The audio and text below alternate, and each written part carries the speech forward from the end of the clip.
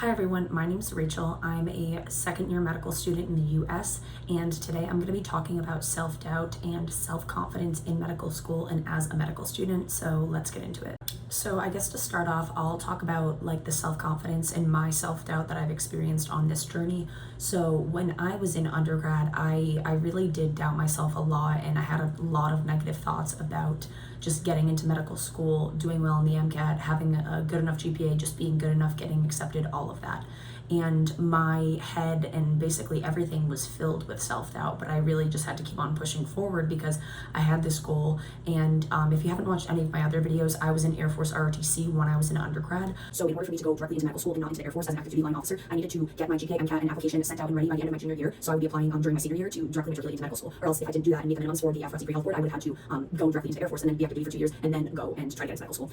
So I felt very rushed and stressed about just being an ROTC cadet and being pre-med and kind of looking at my pre-med peers that didn't have to do PT and all of that. And I knew that my MCAT and GPA were not as high as everyone else. And I actually did a video on my MCAT GPA, the number of interviews that I got in all of my extracurriculars and leadership positions. So you should go check that out to hear about that.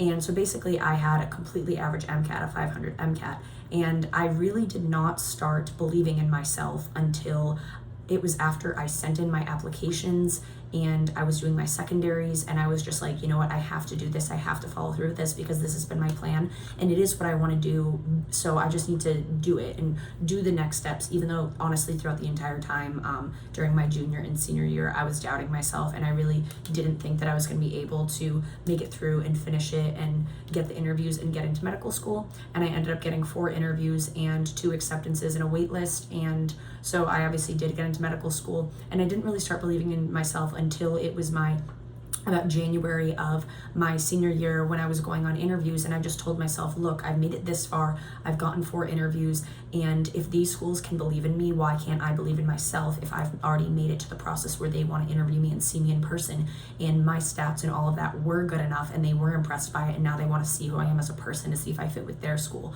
So it was that point where I really started to believe in myself because I realized this school was believing in me, so why am I not believing in myself? And why should anyone else believe in me if I don't believe in myself? So I really just started to try to take control of my thoughts and my mind and tell myself, look, I'm going to be a medical student next year. I'm going to kill this interview. I'm going to do great. They're going to love my personality and who I am. I'm going to knock it out of the park. I'm going to be a medical student and I'm going to be a doctor.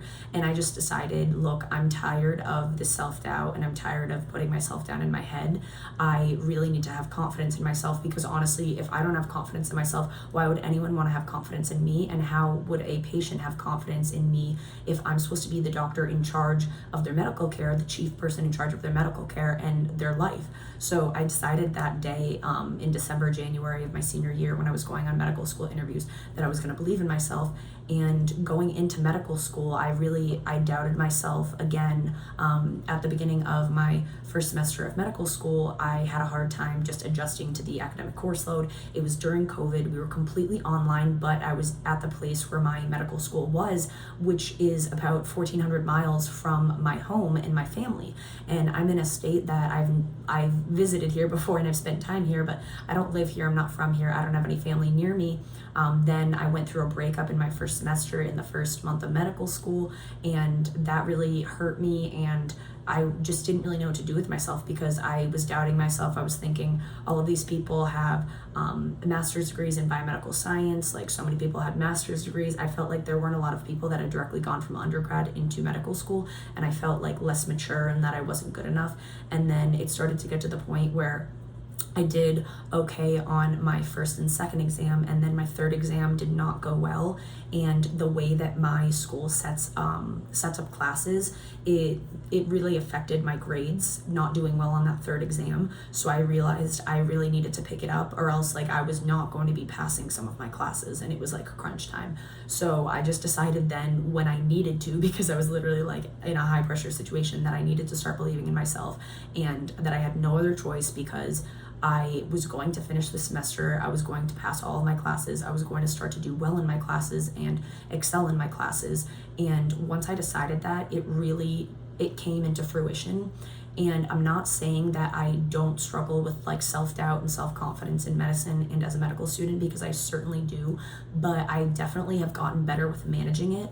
And now I'm going into my second year of medical school. I'm about to start, it's a Wednesday today, I'm starting next Monday, and I've just decided that I need to believe in myself and that I am capable of doing these things, because at the beginning of the year, in my first year, I just looked up to the second years and thought like, wow, I can't believe that they've finished all that coursework and that they're going into their second year. That's amazing. They're so impressive, you know? And now like looking back on myself, looking back on that and now being a second year and having passed my classes and done well, I feel so much better. And it's kind of like you surprise yourself with what you can do.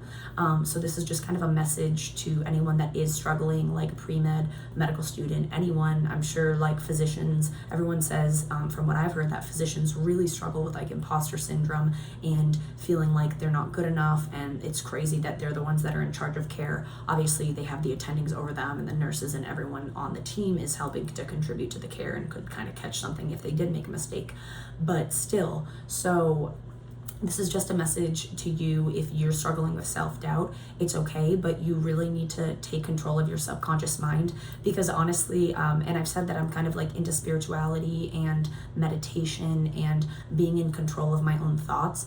It's crazy how you can speak things into existence, and especially like your thoughts, how your thoughts create your reality. And people say this all the time, but it honestly is the truth, 100%. I've seen it in so many different parts of my life of thinking good things and having a really positive mindset, and what is in your head is honestly the way that you see and interpret and view the world, versus if you are kind of just down in the dumps and your whole outlook and your thoughts, like if 90% of them are negative, the way you're going to view the world is negative. So what I've realized is I can only control what I can control, and if I can control my thoughts, then I can actually control a lot. And I've decided that I'm done doubting myself. Of course, there are going to be times where you're in a bad mood or you're going through something, or you just need to like be down for 10 minutes, and that's completely okay. You shouldn't kind of like push your own emotions to the side. You should listen to them, but you really need to believe in yourself. And if you're a first year medical student, or if you're a pre-med and you're like, I don't know how I'm going to get through didactics, this is so hard, it's so much information, I didn't do a master's, I feel unprepared, I came right from undergrad, I'm a non-traditional student that I haven't been in school for 10 years, or even if you haven't been in school for like 2 years and you're like, I haven't taken an exam in forever, like I'm telling you, every single person in your class is just as nervous. Like I was nervous, and I had just taken exams in May and April when I was about to take my first medical school exam, and I know other people were nervous because they had been out of school for 2 or 3 years, and they were like, I haven't taken a standardized exam in a while. And it's crazy because everyone feels the same, but just in a different way. So you really just need to control your thoughts, have grace with yourself, and if you are gonna doubt yourself or like have a bad day, let yourself for a little bit, but don't let yourself sit there. Realize that you are completely in control of it. And I also just want to say, if you're doubting yourself as like an applicant to medical school, yes, medical school is very hard to get into, and I just want to say that when you are applying, you should put your best foot forward with like your GPA, MCAT, extracurriculars, leadership positions, all of that. I'm not saying that you should apply if you have some like major deficiencies, or like a very low MCAT score where you're gonna get like screened out by a lot of schools, because a lot of schools screen out at like 495, 498, 500, 501, just depends on the school, but like around there, they might not even look at your application or give you a secondary.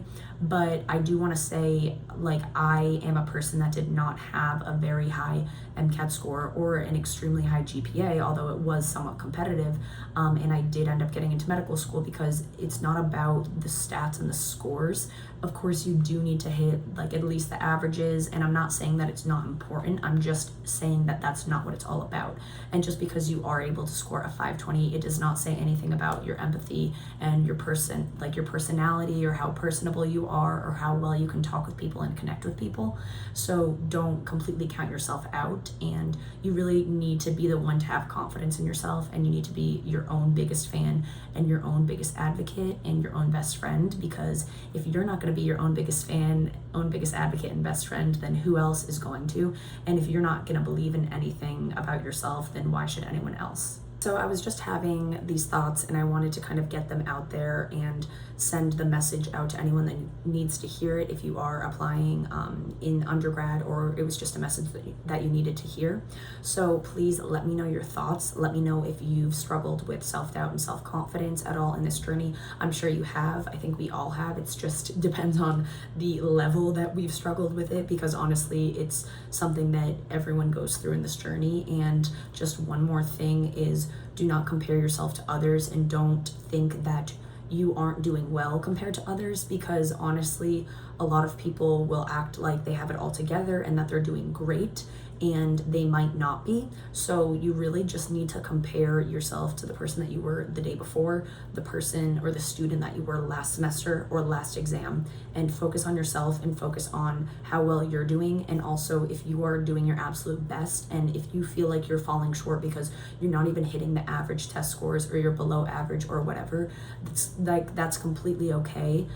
You should never look at yourself in the face and say, you know what, you tried your best, but that's not good enough, because how can you ask for anything more of yourself than your best? And that's something that I've really tried to work on, is I will never tell myself that my best is not good enough. If I studied for an exam and I kind of have a rule where I have to get at least 6 hours of sleep a night, it's a non-negotiable. It's just kind of like for my health and self-respect.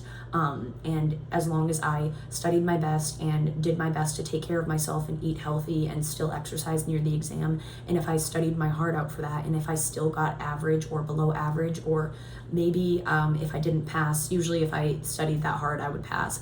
But anyway, if I know that I did all of that, then I would never say you're not good enough. I would just say, okay, well, this is just another challenge that I'm facing and I'm going to overcome it, and it's going to be okay. Because honestly, in medical school, it is very hard, and like, you do have to know a lot of details and a lot of knowledge, but they don't want people to fail. Like, they want everyone to pass. They want the number of matriculants to be like the same number of graduates for that class year, because honestly, it's good for the school as well, because that is like factored into their accreditation and like staying accredited as an institution. So if they accepted you, then they want you to do well, essentially.